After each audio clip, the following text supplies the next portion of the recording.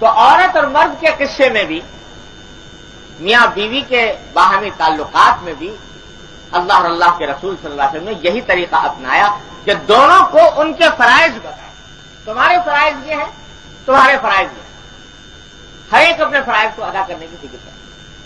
اور اسی طرح یہ گاڑی چلتی ہے ترقی کر زندگی کی کہ دونوں اپنے فرائض کا احساس کریں، دوسرے کے حقوق کا پاس کریں.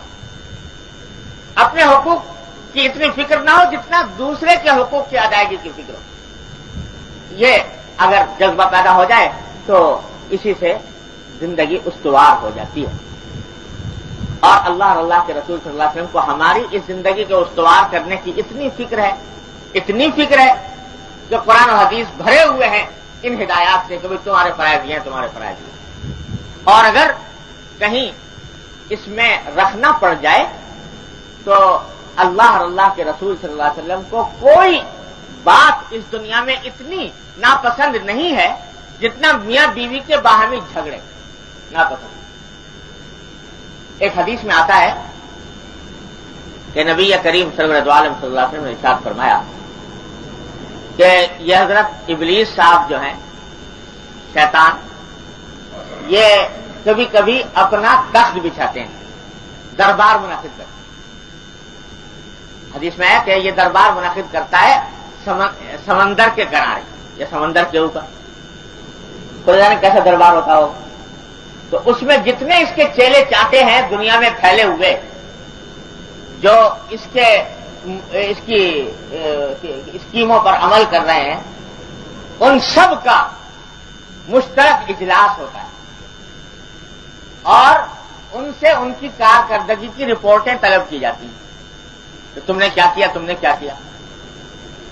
تو وہ دربار منعقد ہوتا ہے، اس کے اندر ہر ایک چیلا آ کر اپنی کارگزاری بیان کرتا ہے. یہ جناب ابلیس صاحب یہ تخت پر براجمان ہوتے ہیں اور ہر ایک کی بات سنتے رہتے ہیں. تو کوئی کھڑا ہو کر کہتا ہے کہ صاحب میں نے یہ کام کیا کہ ایک آدمی تھا، وہ نماز پڑھنے جا رہا تھا، تو اس کے ایسا کچھ اڑنگا لگایا کہ وہ نماز پڑھنے سے نماز اس کی چھوٹ گئی، نماز جاتی رہی. تو یہ میں نے یہ کارروائی کی. تو یہ ابلیس اس کے اوپر کہتا ہے کہ خوش ہوتا ہے کہ ٹھیک ہے، اچھا کیا تم نے، لیکن کوئی خاص رد عمل کا اظہار نہیں کرتا.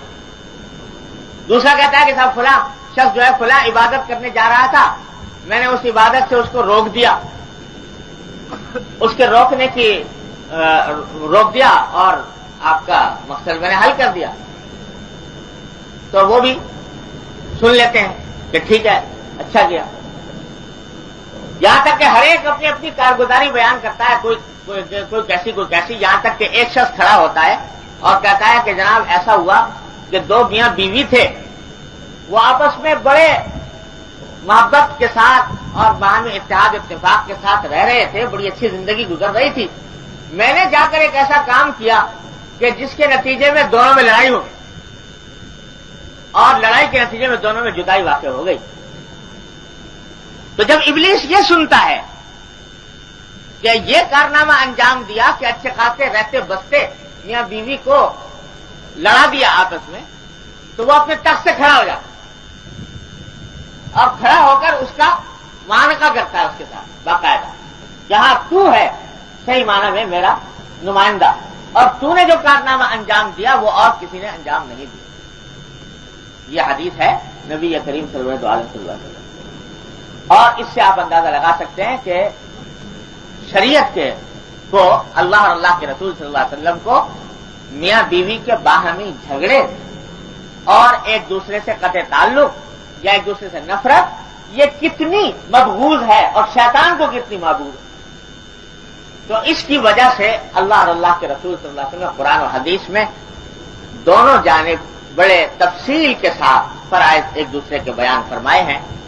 ان پر عمل کر لے انسان تو دنیا بھی درست ہو جائے، آخرت بھی درست.